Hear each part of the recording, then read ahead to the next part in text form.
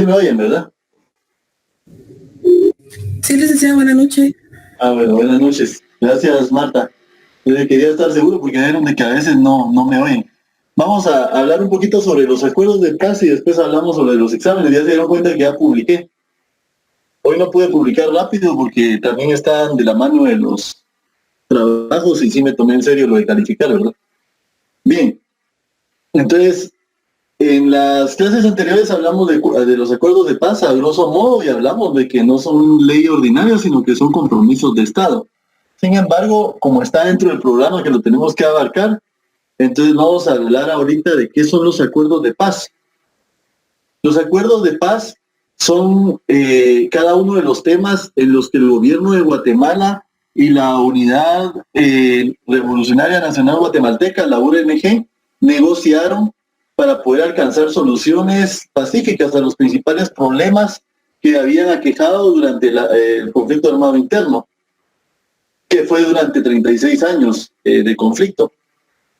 Su negociación se llevó a cabo en algunos países como México, España, Noruega y Suecia. Y esa negociación tardó 14 años, ¿verdad?, para que se pudieran firmar los 12 acuerdos de paz que nosotros conocemos, para dar las condiciones de imparcialidad a cada uno y que de alguna manera pudieran llegar a acuerdos que sí fueran reales. Entonces vemos que entre la negociación que culminó con la firma de los acuerdos de paz firme y duradera, que fue el 29 de diciembre de 1996, y el cual se realizó en el Palacio Nacional de la ciudad de Guatemala, ¿verdad? Ahora es Palacio Nacional de la Cultura. Ahí podemos ver nosotros de que dentro de este proceso histórico de paz,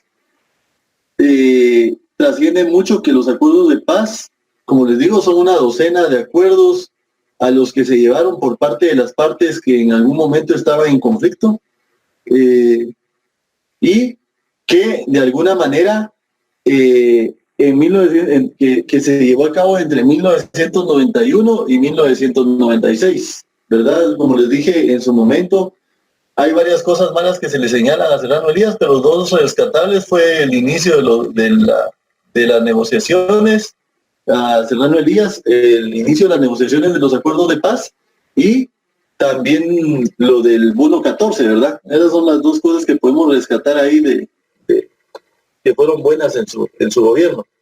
Como les digo, las negociaciones, no cómo se llevó a cabo el acuerdo de paz firme y duradero, porque como les digo yo a ustedes, no se supo de alguna manera cómo desmovilizar realmente tanto al ejército como a la guerrilla y poderlos inducir a ser parte de la sociedad, ¿verdad? Y a enseñarles nuevos oficios y también no solo enseñarles los nuevos oficios, sino que de alguna manera respaldarlos económicamente para que se reinsertaran a la sociedad.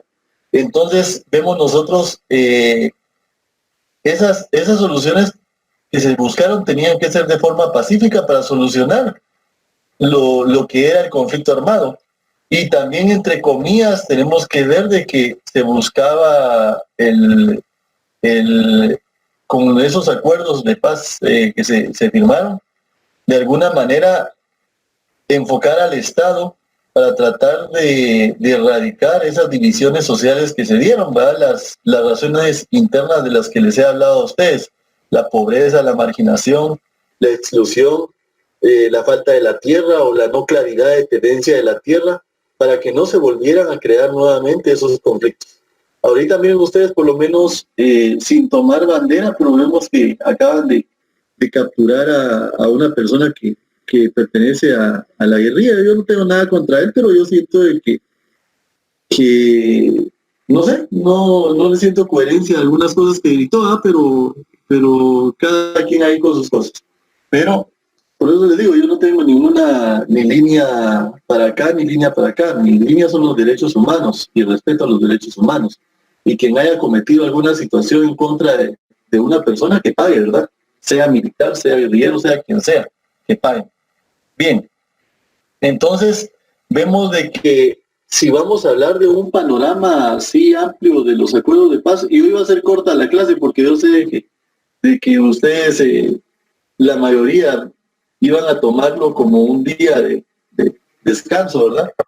Pero como no dimos clases la semana pasada, ninguno de los 2 días que nos correspondieron por los exámenes de ustedes, entonces no tenía mucho sentido de que dejara de dar clases hoy también, ¿verdad? Entonces, por eso es que decidí dar clases aunque sea unos 15 minutos y después hablar un poquito de sus exámenes.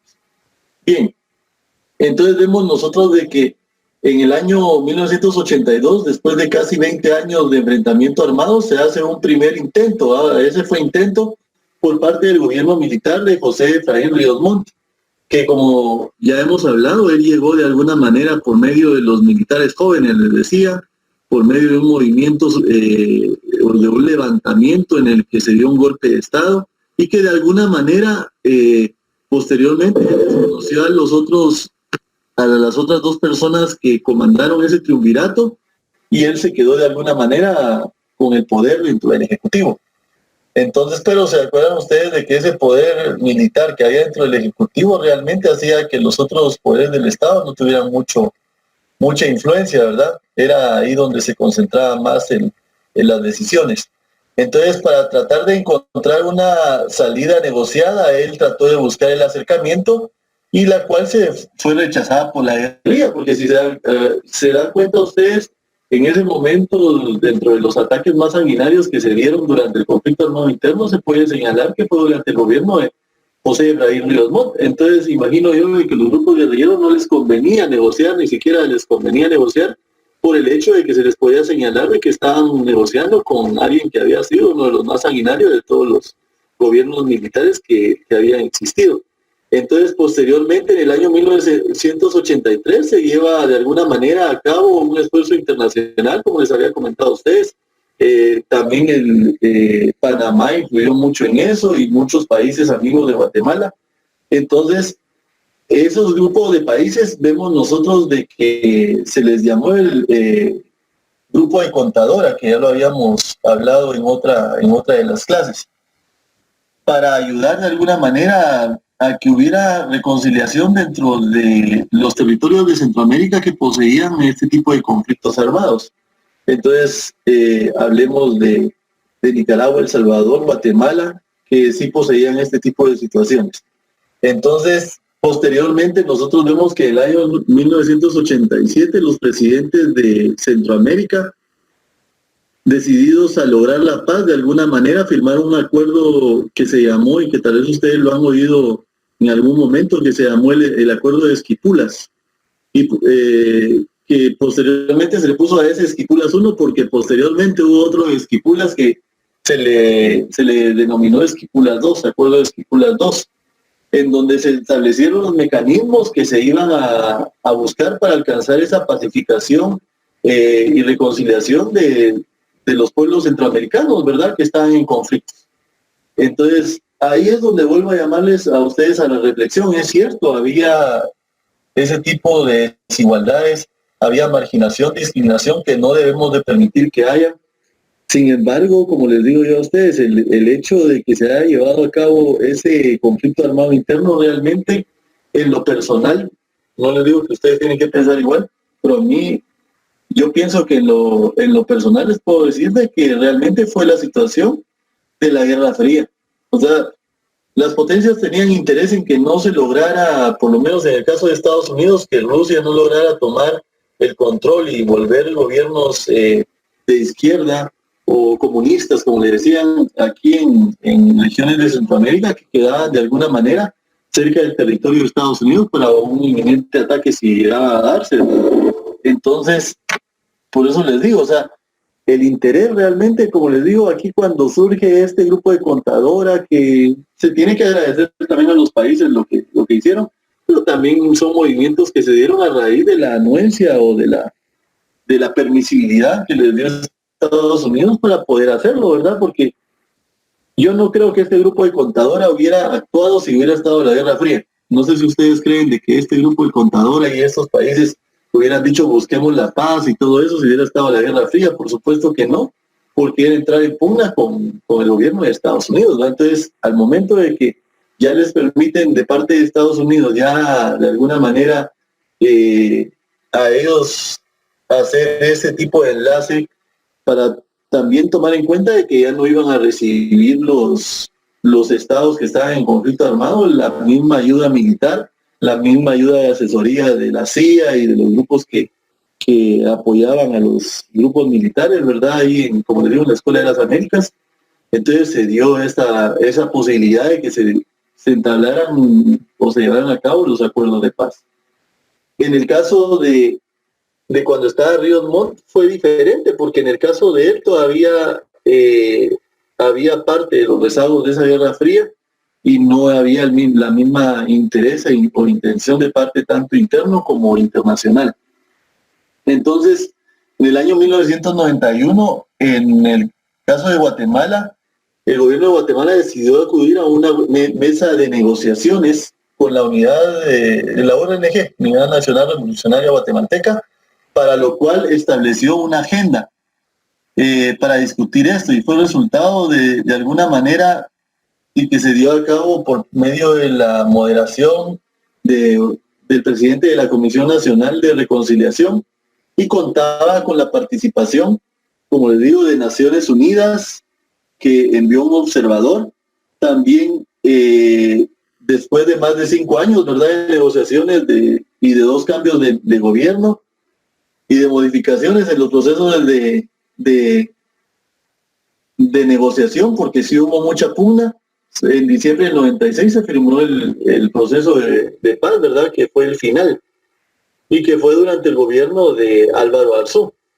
Entonces, muchas veces por lo menos se le señala a Álvaro Arzú la totalidad de haber llevado a cabo los acuerdos de paz, pero ahí fue donde se llevó a cabo el acuerdo de paz firme y duradero, con otros gobiernos y con otros ayuda de países amigos y con otros intereses internacionales, pues se había llegado a cabo antes de eso, ¿verdad? Pero ahí es donde se da muchas veces el reconocimiento, pero también hubieron inmersos otros gobiernos. Entonces, esta negociación, ¿verdad?, que fue casi 6 años, se discutió en una agenda que básicamente vemos nosotros que contenía 11 temas, y en esos temas de alguna manera se podían ser divididos de 2 grupos. Ahí vemos nosotros que estaban los temas sustantivos que tenían que ver de alguna manera con la problemática del fondo del país, como les digo yo a ustedes, que en la mesa se tocó el tema de la problemática del país, de la pobreza, de la marginación, de la desigualdad, ¿verdad?, que era muy importante dentro de eso, y la reincorporación normal de los grupos alzados. Miren ustedes qué importante ese tema que se tocó, pero esa reincorporación no fue la mejor forma de hacerla, como les digo. Se tocó ese tema, se tocaron 2 temas que para mí fueron en parte letra muerta, porque de los acuerdos de paz y un porcentaje muy bajo se han cumplido, ¿verdad? Algunas leyes catastrales que hay, que eran parte también ahí para la situación agraria y de la tenencia de la tierra, es cierto, sí existen, y así sucesivamente la desmovilización de los grupos militares, ¿verdad?, también se dio de alguna manera. Entonces, parte de esos acuerdos de paz se alcanzaron, pero lo más importante, que era lograr de que ya no hubiera esa desigualdad, marginación para la población, no se dio, y sobre todo la inserción de los grupos en pugna, esos militares que fueron desmovilizados, esos guerrilleros que fueron desmovilizados. Entonces, de alguna manera, lo vemos como les digo, como letra muerta muchas veces, ¿verdad?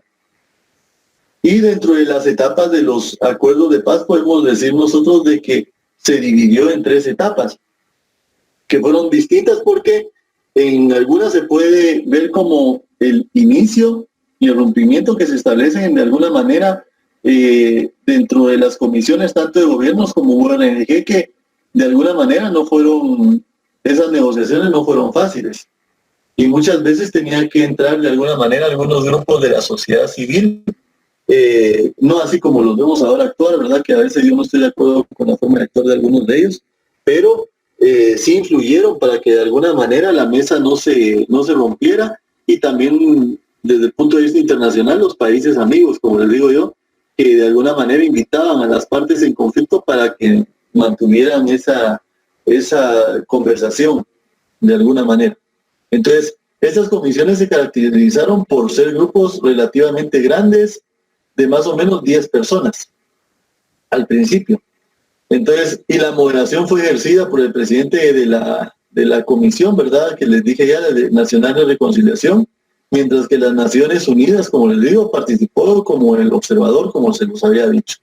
Entonces, vemos nosotros de que dentro del tema de derechos humanos fue muy importante también el gobierno de José Serrano Elías, que por lo menos antes de dejar el gobierno, después de tratar de hacer el golpe de Estado, que fue un golpe de Estado que no se logró, eh, motivó su salida del gobierno, ¿verdad?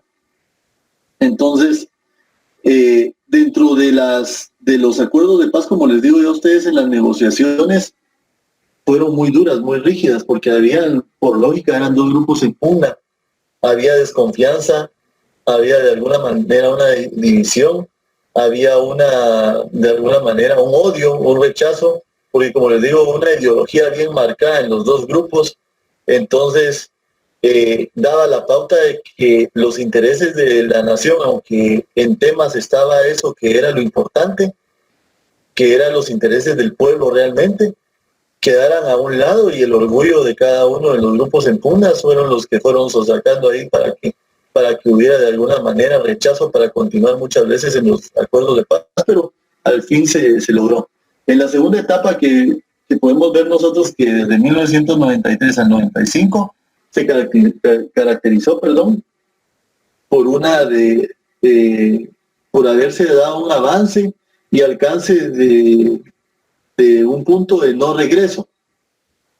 Entonces, de alguna manera, cuando se resolvió la crisis democrática de Jorge Serrano Elías, que de alguna manera fue una crisis que se estableció y que hizo recordar a la población en general de que en cualquier momento se podía romper esa democracia que estaba tan joven, que estaba tan débil, y que de alguna manera marcaba un miedo a la ciudadanía de volver a regresar a los regímenes militares, o que hubiera otro alzamiento más por culpa de este intento de golpe de Estado. Sin embargo, como se los mencioné en algún momento, creo que la Constitución Política de la República de Guatemala respondió muy bien por parte también de las entidades que ahí se les delega las funciones.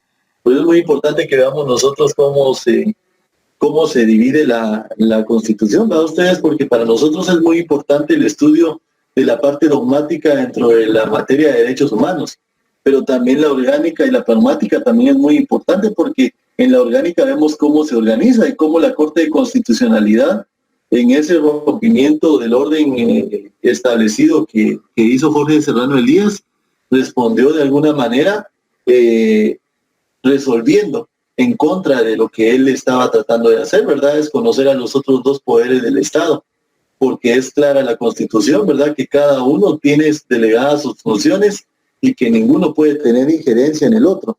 Y por supuesto no hay nada que diga de que se tenga que desconocer por parte de un organismo del Estado a los otros. Sí tenemos derechos nosotros como ciudadanos, el derecho a la resistencia. Eso se demostró por lo menos en el gobierno de Otto Pérez Molina, ¿verdad? El levantamiento de la población para pedir la renuncia. Eso sí es un derecho que tenemos y que está en la Constitución, y que se origina, fíjense ustedes, desde la Declaración del Buen Pueblo de Virginia en Estados Unidos. Sin embargo, tenemos ese derecho como ciudadanos, pero un organismo del Estado no puede decir, entonces yo me resisto a soportar a estos dos y lo voy a hacer, porque el organismo del Estado sí no puede hacerlo. Somos los ciudadanos los que podemos manifestarnos en contra de algo que no estemos de acuerdo, y con una razón suficiente, ¿verdad?, para decir no debe de ser así. Pero como les digo, un organismo del Estado en la Constitución no marca esa posibilidad. Entonces, como les digo, la salida fue nombrar al Procurador de Derechos Humanos, que ya lo habíamos hablado nosotros de que había sido de León Carpio, que creo que Sergio intervino ahí. Entonces, eso fue lo que de alguna manera rescató y que pudiera continuar las negociaciones por medio también de Ramiro de León Carpio. Entonces, él de alguna manera también, al tomar el poder, nombró una nueva comisión, lógicamente, nuevo presidente que nombra nuevas autoridades, y de alguna manera se hicieron nuevos acercamientos para reiniciar las negociaciones, y se logró después de 6 meses, ¿verdad? Y que avanzaran mucho más. Entonces se determina un nuevo esquema para poder continuar con esas negociaciones en las que las Naciones Unidas deja de ser observador y se le pida que de alguna manera, a raíz de que toma el gobierno Ramiro de León, se le pide a las Naciones Unidas que no únicamente se quede como observador, sino que se convierta en moderador, ¿verdad? Porque observador es nada más ver y no inmiscuirse, no opinar. Pero ya como moderador es el encargado de establecer de alguna manera la ruta de confianza y de quién lleva la palabra y por qué se tiene que hablar, y también llamar la atención cuando alguien se estuviera saliendo del tema establecido, porque era muy importante eso. Como les digo, habían dos grupos en pugna, dos grupos con ideologías distintas marcadas, ¿verdad? En ese momento, como les digo yo a ustedes, o sea, había mucho odio inculcado que se había dado. Varias personas muertas de los dos lados, entonces estaba ese rechazo y odio, ¿verdad? Entonces vemos nosotros de que de alguna manera ayuda a que los grupos amigos también del proceso se les diera también participación también a la sociedad civil por medio de una asamblea de la sociedad civil, y de alguna manera se fija también una calendarización para ponerse metas para poder avanzar, porque cuando no había una calendarización se quedaba estancado, o sea, no había un compromiso para poder seguir adelante. Entonces vemos nosotros de que este nuevo esquema y sumado a una situación que establece una misión de Naciones Unidas dentro de Guatemala, que tal vez muchos de ustedes se acuerdan de lo que era MINUGUA, hace que de alguna manera se verifiquen también los derechos humanos en Guatemala y que de alguna manera se discuten y aprueban en 4 temas, y esto hace de alguna manera que la negociación llegue a un punto donde ya no es posible dar marcha atrás a esa negociación. O sea que ya los compromisos avanzan, ya nadie se puede bajar del barco de firmar esos acuerdos de paz. Y la segunda fase termina entonces prácticamente con el cambio de gobierno que se da, y que en 1996 ya llega, como les digo, Álvaro Arzú. Y esa tercera fase se caracteriza por haber sido la finalización. Por eso les digo, muchos le adjudican a Álvaro Arzú el haber llegado al final, pero realmente lo duro se vivió hacia atrás, todavía antes de lo de MINUGUA, porque como les digo, cuando las Naciones Unidas únicamente eran observadores, de alguna manera no podían influir o verificar por qué es que esta parte que estaba en pugna estaba actuando de forma inadecuada, o que tal vez se salía de los parámetros o de los temas que estaban siendo tratados, pero habían también intereses. Y miren ustedes, como les dije en su momento, no nos hagamos ahí sí que no nos hagamos los locos, podría ser otra palabra, pero ya la usé una vez, ya no la voy a usar nuevamente, porque muchas veces también, quizás también analizaban el hecho de que también iban a, obviamente, ya no había interés en ninguna de las potencias y ya no iban a recibir la misma cantidad, pero algunos se resistían y pensaban que tal vez podían recibir de otros países el poder continuar con esto, porque como les digo, la guerra es un negocio, y eso lo han demostrado. Ustedes se han dado cuenta de que la guerra es un negocio. Entonces, para grupos internos, muchas veces era un negocio y no le importaba la vida de las demás personas, entonces eso estancaba. Pero ya cuando hubo cosas claras, calendarización, hubo gente que de alguna manera se le legó eso, como las Naciones Unidas, para poder ya tener de alguna manera una influencia de moderador, los países amigos ya poder actuar. Se tomó en cuenta ya la sociedad civil, como les digo, porque antes únicamente inició las 2 partes, pero entonces ya con la sociedad civil ya se tomó en cuenta de que se empezara a respetar también lo que se buscaba para beneficio de la población. Entonces, de alguna manera, eso hace que en esa fase se dieran las condiciones adecuadas para llegar al final de la negociación y se establece un clima de mayor confianza entre las partes. Y las comisiones de ambos lados, de alguna manera, se reducen a 4 miembros. Ya lo delegan solo a 4 miembros, que de alguna manera hemos visto nosotros de que por lo menos ustedes se han dado cuenta de que cuando hay tal vez un diálogo es mejor que entre menos, es más fácil que se llegue a un acuerdo, que cuando son más no se llega a algún acuerdo, porque a veces se discute hasta entre los mismos que están negociando. Entonces, Eso hizo que las negociaciones se hicieran más ágiles y que de alguna manera se confirmara la voluntad de las partes para llegar a esta conclusión que fue posible posteriormente, como les digo, en diciembre de 1996 y respetando el contenido de las mismas para la firma posterior. En el año 96, como les digo, se hacen los avances importantísimos, los cuales permiten terminar la discusión y los temas y firmar el acuerdo de paz firme y duradero, como lo conocemos nosotros, y que el esquema que se utiliza en esta etapa fue de alguna manera utilizado de la misma forma que se dio en la segunda etapa, cuando ya intervino Minugua, para poder concluir con esto. Entonces, vieron, ahorita les di una charla así moderada. Vean, y cuando les dije yo, y que es lamentable, ahorita que les estaba hablando de los acuerdos de paz, vamos a hablar de una cosa, una situación, de un problema que tenemos nosotros como Estado. Ustedes se han dado cuenta que llega nuevo gobierno y nuevos ministros, nuevos viceministros, nuevos asesores, nuevas personas en compra, nuevas personas en tal lado. No sé, algunos de ustedes trabajan para el Estado o conocen gente que trabaja para el Estado, o ustedes han trabajado para el Estado y ahorita ya no lo hacen. Pero fíjense ustedes de que eso ayuda también a que nos empobrezcamos más como países porque no avanzamos. Fíjense que por lo menos vienen y hay algunas entidades del organismo ejecutivo que se dedican a la planificación y a crear proyectos. Entonces hablaba yo con una mi amiga que dice, estoy haciendo un proyecto que el enfoque es para que sea concluido en 2024.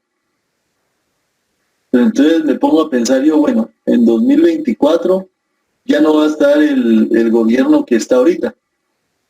Les pregunto a ustedes, ¿será que el gobierno no va a continuar ese proyecto? O sea, llega un gobierno nuevo y rompe los proyectos, y a veces los proyectos sí son buenos. Cuando no son malos, pues uno dice enhorabuena, ¿verdad? O si se descubre que hay algún tipo de corrupción ahí, pues denunciarla, ¿verdad? Y tal vez rescatar el proyecto en sí y hacer que paguen los corruptos. Pero como les digo, eso nos ha ayudado a que nosotros nos atrasemos. Fíjense ustedes de que por lo menos en Chile, no sé si ustedes conocen la situación de Chile. Ahorita tal vez ya ha bajado económicamente, pero Chile en algún momento fue uno de los países más desarrollados de Latinoamérica. Pero miren, Bachelet ha estado 2 veces en el poder. Pero les voy a dar un ejemplo. Cuando Bachelet llegó al poder, miró que el presidente anterior tenía su gabinete. Analizó a uno por uno de los del gabinete y a los que estaban funcionando los dejó. O sea, su finalidad no era, este era de mi partido, hay que meter a este. Él no está capacitado, pero ahí aprende en el camino. No sabe nada de eso, pero para eso va a tener sus 20 asesores. O sea, no era esa la finalidad, sino que verificar, este trabaja, a este lo dejo. Este no trabaja, pues lo saco. Este hizo tal cosa ilegal o hay indicios de que hizo tal cosa ilegal, denunciémoslo y que pague. Pero, ¿qué les estoy diciendo a ustedes? Que no hay continuidad muchas veces en el Ejecutivo, y eso ayuda a que nosotros nos estanquemos y que cada gobierno durante 4 años se quiere cambiar todo. Y les digo algo, la situación de pobreza no va a ser posible que se cambie en 4 años. No va a ser posible por tanta deuda que tenemos, por tanta situación, corrupción, como les digo, desigualdad y un montón de cosas más.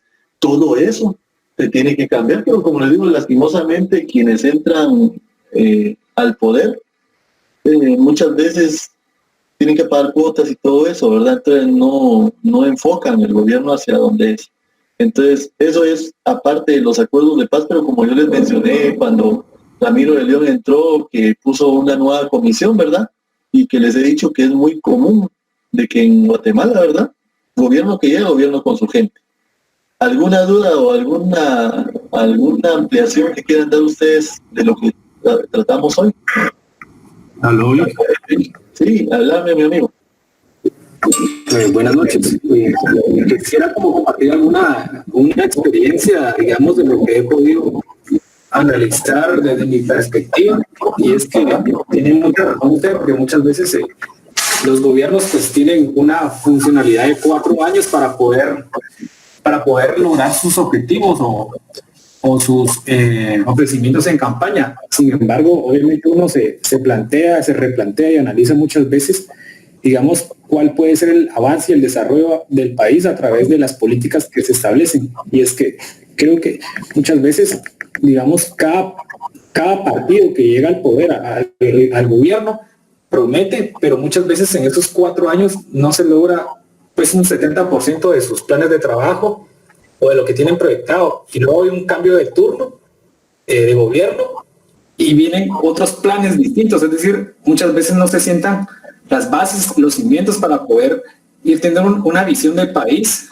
que pueda ir generando cambios estructurales sustanciales que se vean evidenciados. Y digamos, ahorita que usted estaba hablando de este ejemplo, me recordé de las municipalidades. Muchas veces los alcaldes y con sus consejos municipales, pues ellos tienen una política de gobierno para 4 años, pero a veces ya en la praxis se dan otras experiencias y uno se da cuenta en las municipalidades que dejan un endeudamiento público al próximo alcalde que toma posesión, y muchas veces esos planes que él tenía pensado para poder, digamos, realizarlos, materializarlos en esos 4 años, muchas veces se les va 2 años, si no es que más, en resolver los problemas rezagados que ha venido a dejar la administración anterior. Y creo que no solo se da en el organismo ejecutivo, sino en todas las instituciones del Estado. Muchas veces tienen planes, proyectos a 10, 20 años o 50 incluso, ¿verdad? Pero que muchas veces, digamos, la transición de las autoridades influye en la agenda con la buena voluntad que se tenga para poder encaminar al país, porque muchas veces hay distintos políticos que tienen agendas personales y ellos lo que desean es muchas veces ejecutar esos intereses personales y no necesariamente, digamos, darle un avance institucional a la entidad que representa. Entonces creo que es como muy, muy importante reflexionar para tratar de que pensemos en cuál sería como la estrategia más eficiente para el desarrollo institucional del Estado. Gracias, licenciado. Así es, mi amigo. Mira, ¿cuál es tu nombre? Porque no me aparece tu nombre, así te puedo responder como es, ¿verdad? Después te dije mi amigo. O sea, no, ya no te oís, le pusiste mute. Perdón, es que a veces estoy un poco tímido, por eso le decía, pero mucho gusto, soy Pablo. Pablo, entonces te quiero comentar algo, Pablo. Entonces, haz de cuenta de que eso se da, como decís, y llamaste la atención muy bien a lo de las municipalidades. Miren, tanto en el Ejecutivo, en las municipalidades o donde se llega a ejercer el gobierno, sucede lo siguiente. Hagan de cuenta ustedes de que ahorita Pablo entrega la municipalidad y la municipalidad la toma Jorge.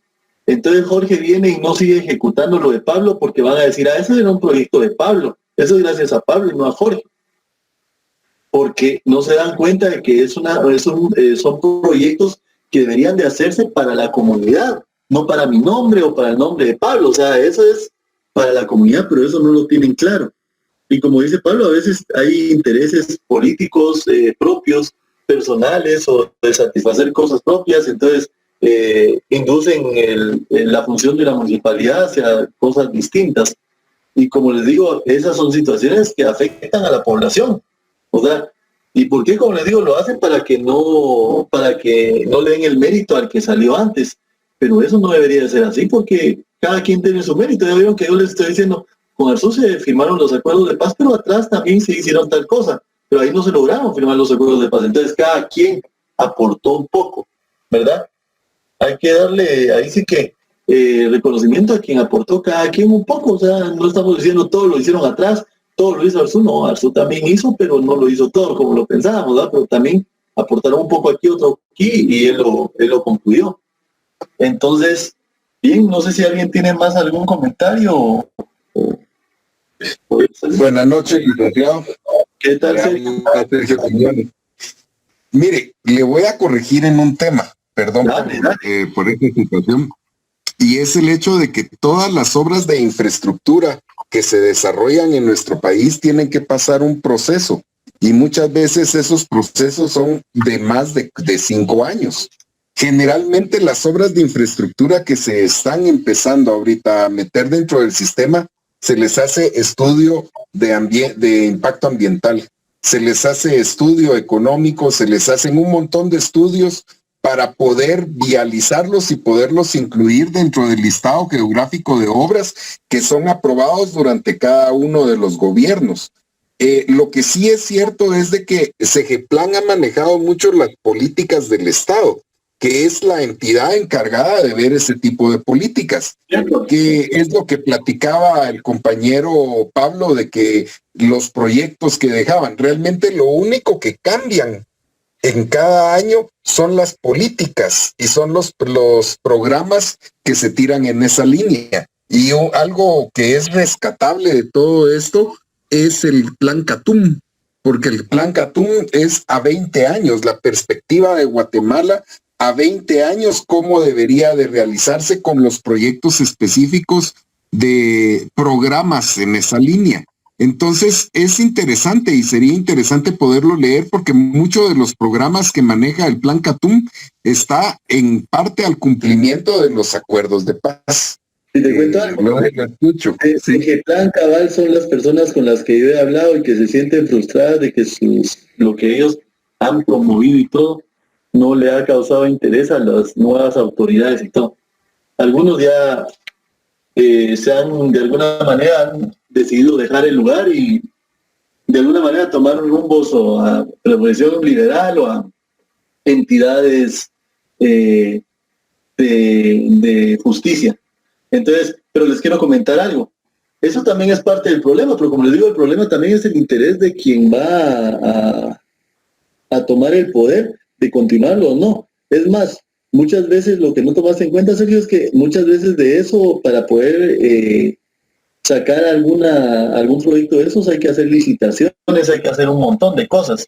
Pero a veces se busca algún tecnicismo legal para votarlas ya cuando llega el nuevo gobierno, ¿verdad? O para desconocerlas y no pagar, entonces deja, como dice Pablo, le deja el problema al siguiente cuando debería de haber continuidad y de alguna manera un control de lo que se está dando.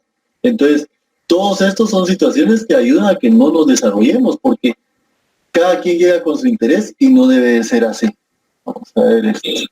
Bien. Fíjese, para comentarle, el paso de Chimoltenango era un proyecto que tenía 7 años de proyección, que se supone que es la mega obra que se le conocía a Jimmy Morales. Pero esa mega obra no fue idea de Jimmy Morales, esa venía de 4 años atrás. Y la mayoría de proyectos grandes en Guatemala son proyectos que vienen hasta de 8 años atrás. Y sí, se da, como usted dice, totalmente, hay un cambio en varias de las políticas, pero generalmente hay programas que, como usted dice, son eliminados totalmente. Yo me recuerdo del caso de los programas de salud que estaban manejándose por medio de ONGs. Dejó hace, unos 7 años de desarrollarse. Y esos programas traían en cuenta lo que eran los sistemas de vacunación que se hacían en los menores de edad. Y son programas que han ido cambiando por diferentes situaciones, porque desgraciadamente nuestro sistema ejecutivo y todo lo demás se prostituye con todo lo que ha ingresado. Realmente es también muy difícil para un funcionario público el entrar a una institución y toparse con que el sindicato no lo deja hacer absolutamente nada. Y se supone que la función del sindicato, le pongo por ejemplo en sindicatos tan conocidos en nuestro país, como por ejemplo el de educación y el de salud, lo único que han hecho ellos es mantener el status quo de un montón de personas. No dejan entrar a nuevo personal a la institución que le podría dar un nuevo aire. Lo que pasó realmente con Arzú cuando Arzú llegó a la municipalidad. El sistema de la municipalidad de Guatemala estaba totalmente colapsado. Y esa es una de las cosas que se agradece de la función de Arzú. Que abusó del poder es totalmente cierto. Pero gracias a eso, antes de Arzú, uno se estacionaba donde le daba la gana y la gente no podía hacer nada. Arzú llegó y con los cepos, con maltratadas y todo lo que quiera, ahora la ciudad está más ordenada. Y esos son, como le digo, pequeños avances que se van dando cuando se le da continuidad a un gobierno. Pero somos nosotros, nunca en toda la historia de Guatemala un gobierno ha repetido en el poder. Y eso es lo que ha llevado de que se destruyan la mayoría de esos programas. Por la confianza, ¿verdad? Ahí sí que es por la confianza. Y como te digo, yo estoy de acuerdo, o sea, con eso que decir de la Municipalidad de Guatemala. Hay otras municipalidades que también han, de alguna manera, han evolucionado y que tienen sus buenas cosas y sus malas cosas también los alcaldes, pero como te digo, hay algunos proyectos que se caen, o sea, esto está bien, lo de infraestructura y todo, que es necesario porque eso también ayuda a transportar por lo menos los productos agrícolas y todo, pero hay otros proyectos, algunos que sí deberían de caerse, ¿verdad? Porque son mal utilizados, algunos programas sociales, otros que podrían, por lo menos, buscar una forma de alimentar mejor a los niños que reciben clases en primaria, por ejemplo. Hubieron buenos proyectos y ellos se cayeron, y ya se van buscando otros que ya sean más de intereses afines y del movimiento económico del gobierno en turno. Bien, entonces les quería comentar algo.